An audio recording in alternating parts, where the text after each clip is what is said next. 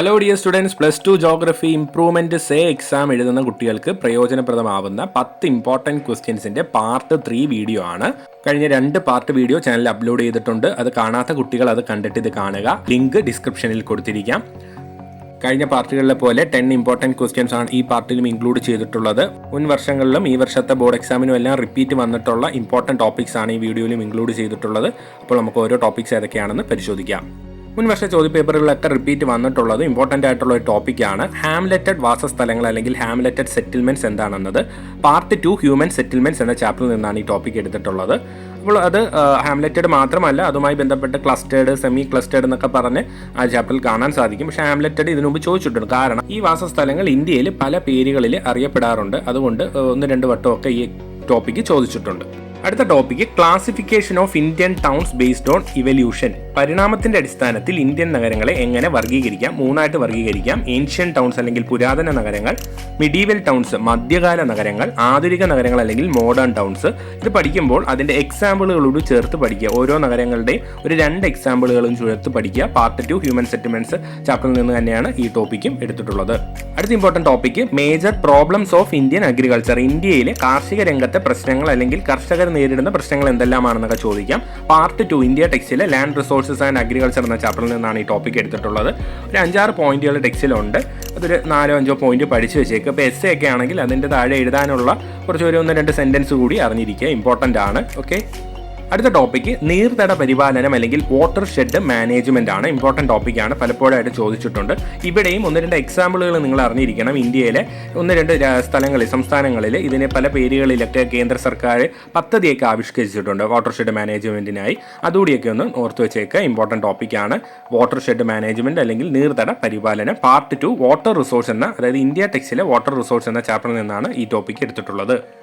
അടുത്ത ടോപ്പിക്ക് ജ്ഞാന സംസ്കരണ പുറം കരാർ അല്ലെങ്കിൽ നോളജ് പ്രോസസ്സിംഗ് ഔട്ട്സോഴ്സിംഗ് KPO. കഴിഞ്ഞ മോഡലിനൊക്കെ ചോദിച്ച ടോപ്പിക്കാണ്. പാർട്ട് 1 ടെർഷറി ആക്ടിവിറ്റീസ് ത്രിതല പ്രവർത്തനങ്ങൾ എന്ന് പറഞ്ഞ ചാപ്റ്ററിൽ നിന്നാണ് ഇത് എടുത്തിട്ടുള്ളത്.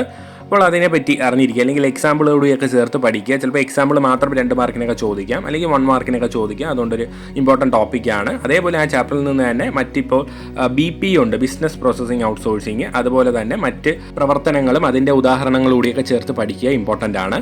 Next important topic importance of north Atlantic sea route. ഉത്തര അറ്റ്ലാന്റിക് സമുദ്രമാർഗത്തിൻ്റെ പ്രാധാന്യം എന്ത് എന്നതാണ്. കഴിഞ്ഞ മോഡലിനൊക്കെ ചോദിച്ചൊരു ക്വസ്റ്റ്യൻ ആണ്. അതുകൊണ്ട് തന്നെ റിപ്പീറ്റ് വന്നിട്ടുള്ളൊരു ചോദ്യമാണ്.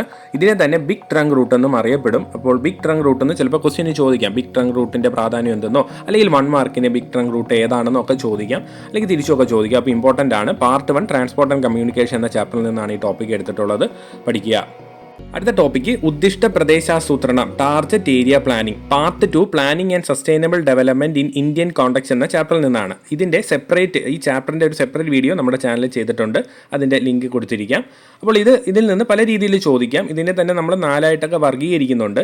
പിന്നെ അതിൽ ഇപ്പോൾ ചെറുകിട കർഷക വികസന ഏജൻസി, നാമമാത്ര കർഷക വികസന ഏജൻസി എന്നൊക്കെ ചോദിക്കും. അതായത് മാർജിനൽ ഫാമേഴ്സ് ഡെവലപ്മെൻറ്റ് ഏജൻസി എന്നും അതുപോലെ തന്നെ സ്മോൾ ഫാമേഴ്സ് ഡെവലപ്മെൻറ്റ് ഏജൻസി എന്നൊക്കെ കഴിഞ്ഞ മോഡൽ എക്സാമിന് ചോദിച്ചതാണ്. അപ്പോൾ ഇമ്പോർട്ടൻറ്റ് ടോപ്പിക്കാണ്, അത് പഠിക്കുക. അടുത്ത topic challenges faced by adolescence in India. ഇന്ത്യയുടെ കൗമാര ജനസംഖ്യ നേരിടുന്ന വെല്ലുവിളികൾ ഏതെല്ലാമാണെന്നാണ്. കുറേ പോയിന്റുകളുണ്ട്. അപ്പോൾ നിങ്ങൾ സ്വന്തമായി എഴുതാതെ ഈ പോയിന്റുകൾ തന്നെ പഠിക്കുക. ടെക്സ്റ്റ് ബുക്കിലുള്ളതാണ്. പാർട്ട് 2 ഇന്ത്യ ടെക്സ്റ്റിലെ ചാപ്റ്റർ 1 തന്നെ ഉള്ള ഒരു ടോപ്പിക്കാണ്. അപ്പോൾ അത് വെച്ച് തന്നെ എഴുതാൻ ശ്രമിക്കുക. ഇമ്പോർട്ടൻ്റ് ആണ്.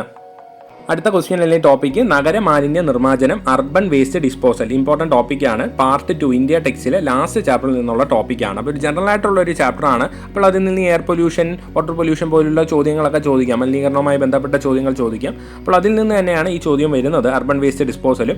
ഇതിൽ ഇപ്പോൾ ജനറലായിട്ട് നിങ്ങൾക്ക് എഴുതാമെങ്കിലും കുറച്ച് പോയിന്റുകൾ, അതായത് പ്രധാന 2 സ്രോതസ്സുകളുണ്ട്, കാർഷിക മേഖല, വാണിജ്യ വ്യവസായ മേഖല എന്നൊക്കെ. അപ്പോൾ അതൊക്കെ കൃത്യമായിട്ട് എഴുതാൻ ശ്രമിക്കുക. അതായത് അഗ്രികൾച്ചർ, ഇൻഡസ്ട്രിയൽ സെക്ടറൊക്കെയാണ് അർബൻ വേസ്റ്റിൻ്റെ പ്രധാന കാരണങ്ങളായിട്ട് വരുന്നത്. അപ്പോൾ അതൊക്കെ ഇൻക്ലൂഡ് ചെയ്ത് എഴുതുക.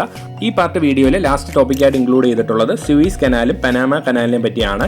ഇതും മുൻവർഷ ചോദ്യപേപ്പറുകളിൽ വന്നിട്ടുള്ളത്. ഈ കഴിഞ്ഞ മോഡലിനും ബോർഡിനും ഒക്കെ ചോദിച്ചിട്ടുണ്ടായിരുന്നു സൂയിസ് കനാലിനെ പറ്റിയൊക്കെ. അപ്പോൾ മാപ്പൊക്കെ തന്നിട്ട് ചിലപ്പോൾ ചോദിക്കും. അപ്പോൾ ഇമ്പോർട്ടൻ്റ് ആണ്. അപ്പോൾ മെഡിറ്ററേനിയൻ കടലിനെയും ചെങ്കടലിനെയും തമ്മിൽ ബന്ധിപ്പിക്കുന്നതാണ് സൂയിസ് കനാൽ എന്ന് അറിഞ്ഞിരിക്കുക. അറ്റ്ലാന്റിക് സമുദ്രത്തിനെയും പസഫിക് സമുദ്രത്തെയും തമ്മിൽ ബന്ധിപ്പിക്കുന്നതാണ് Panama canal. Suess canal important ആണ്. അത് മാത്രം ചിലപ്പോൾ ചോദിക്കാറുണ്ട്. അപ്പോൾ പഠിക്കുക, ഇമ്പോർട്ടൻ്റ് ആണ്. So plus two geography say improvement exam 2024 എഴുതുന്ന കുട്ടികൾക്ക് പ്രയോജനപ്രദമാവുന്ന 10 ഇമ്പോർട്ടൻറ്റ് ക്വസ്റ്റ്യൻസിൻ്റെ പാർട്ട് 3 വീഡിയോ ആണ് നമ്മളിപ്പോൾ ഡിസ്കസ് ചെയ്തത്.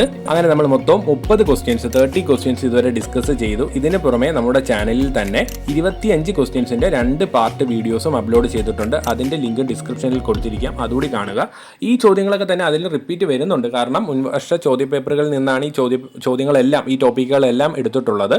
അപ്പോൾ നിങ്ങൾക്ക് അഡീഷണൽ ആയിട്ട് ഇനി 20 ക്വസ്റ്റ്യൻസ് കൂടി ആ വീഡിയോസിലൂടെ കിട്ടും. അതിന് പുറമെ 2 മാർക്ക് ക്വസ്റ്റ്യൻസിൻ്റെയും 1 മാർക്ക് ക്വസ്റ്റ്യൻസിൻ്റെയും അതുപോലെ മാപ്പ് ക്വസ്റ്റ്യൻസിൻ്റെ ഒക്കെ വീഡിയോ സെപ്പറേറ്റ് ചെയ്തതുണ്ട്. പ്ലസ് ടു പ്ലേലിസ്റ്റ് തന്നെ ഉണ്ട്. അപ്പോൾ നിങ്ങൾ അതെല്ലാം കാണുക.